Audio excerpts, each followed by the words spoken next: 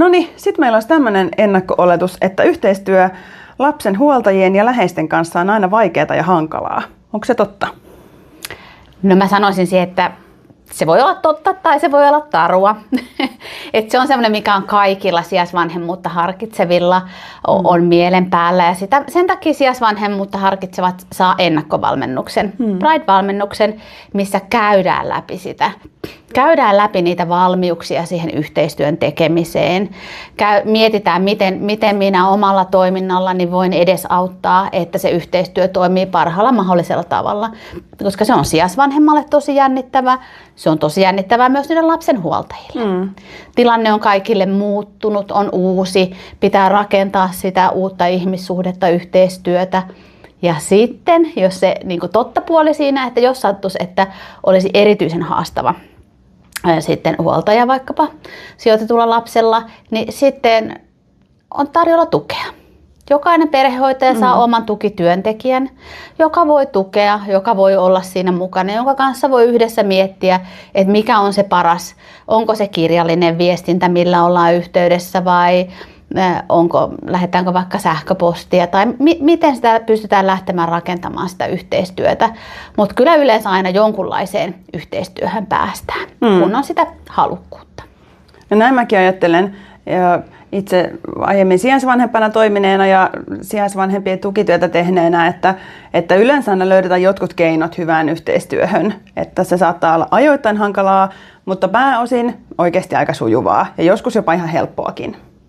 Ja se, että siinä on se lapsen etu. Se on kumminkin, että jos päästään tilanteeseen, että kaikki ajattelee ja näkee sen lapsen edun, niin silloin halutaan työskennellä sen yhden lapsen tai useamman lapsen eteen. Kyllä, se on just näin. Mutta tämän kanssa ei oikein voida sanoa, onko totta vai koska saattaa olla kumpaa tahansa. Kyllä. Välillä kuulee sellaista, että ihmiset ajattelee ja kyselee, että onko ne sijoitetut lapset sitten hankalia? No mä ajattelen, että kaikki lapset on hankalia joskus. Sijoitetut lapset, ei ehkä ne lapset ole hankalia. Niiden käytös voi joskus olla haastavaa. Ja mä ajattelen, siellä on monenlaista kokemusta taustalla, mikä saattaa näkyä lasten käytöksessä ja siinä, miten he toimii missäkin tilanteessa. Mutta joo, ei voi ehkä mitenkään yleistää tai ei kannata mitenkään yleistää, että sijoitetut lapset olisi hankalia tai edes niiden käytös olisi hankalaa. Joskus haasteita tulee. Mä ajattelen, että se on usein ohimenevää, joku vaihe, joku reagointi johonkin. Ja sitten sitä oppii ehkä sijaisvanhempana vastaamaan siihen, vähän ennakoimaan lapsenpeitä toimimaan niin, että se lapsi pystyy toimimaan ja tukemaan sitä lasta monenlaisessa käytöksessä ja toiminnassa. Niin mä ajattelen, että en osaa itse ajatella, että lapset olisi hankalia. Totta kai sijaisvanhemmuuteen kuuluu myös haasteet ja ne voi liittyä lapsen käytökseen joskus, mutta vastaisin, että eivät ole hankalia. Kyllä, eli se on tarua. Just näin. Hei, sijaisvanhempana ei voi matkustaa sijoitetun lapsen kanssa ulkomaille. Eli matkustelu loppuisi, jos susta tulisi sijaisvanhempi. Pitääkö paikkansa, Tiina?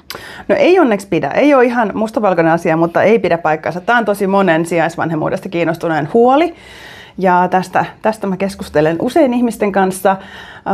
Sijoitetun lapsen kanssa on mahdollista matkustaa, pääosin on mahdollista matkustaa ulkomaille. Toki se vaatii hieman ennakointia. Semmoiset äkkilähdöt huomenna etelään ei ole mahdollisia missään tapauksessa, mutta suunnittelulla ja sopimisella sosiaalityöntekijä, lapsen asioista vastaava sosiaalityöntekijä on se, joka antaa tähän luvan, mikäli se on mahdollista.